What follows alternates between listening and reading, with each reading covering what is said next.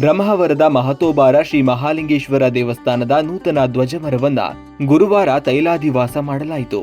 ಕಳೆದ 1 ವರ್ಷದ ಹಿಂದೆ ಧ್ವಜಮರವನ್ನ ಸುಳ್ಯದಿಂದ ತಂದು ಮಹಾಲಿಂಗೇಶ್ವರ ದೇವಳದ ಕೆರೆಯಲ್ಲಿ ಜಲಾದಿವಾಸಕ್ಕೆ ಹಾಕಲಾಗಿದ್ದು, ನಂತರ ಕಳೆದ ಆಗಸ್ಟ್ನಲ್ಲಿ ಮೇಲಕ್ಕೆ ತೆಗೆದು ಕೆತ್ತನೆ ಕೆಲಸ ಮುಗಿಸಲಾಗಿತ್ತು.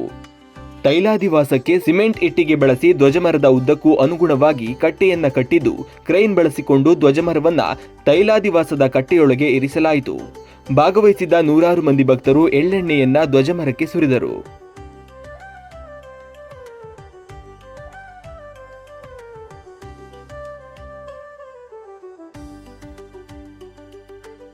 ಪುರಾಣ ಪ್ರಸಿದ್ಧವಾದಂತಹ ಬ್ರಹ್ಮಾವರ ಮಹತೋಬಾರ ಮಹಾಲಿಂಗೇಶ್ವರ ದೇವಸ್ಥಾನದ ಸಮಗ್ರ ಜೀರ್ಣೋದ್ಧಾರವನ್ನು ನಾವು ಪ್ರಾರಂಭಿಸಿದ್ದೇವೆ.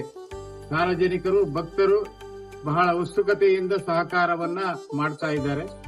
ಈಗಾಗಲೇ ನಾವು 1 ವರ್ಷದ ಹಿಂದೆ ಧ್ವಜಮರವನ್ನ ತಂದು ಜಲಾದಿವಾಸ ಮಾಡಿ ಅದರ ಕೆತ್ತನೆಯ ಕೆಲಸವನ್ನ ಪೂರೈಸಿ ಈಗ ತೈಲಾದಿವಾಸ ಮಾಡಲಿಕ್ಕೆ ಇಂದು ಈ ಶುಭ ದಿನದಂದು ನಾವು ಹೊರಟಿದ್ದೇವೆ.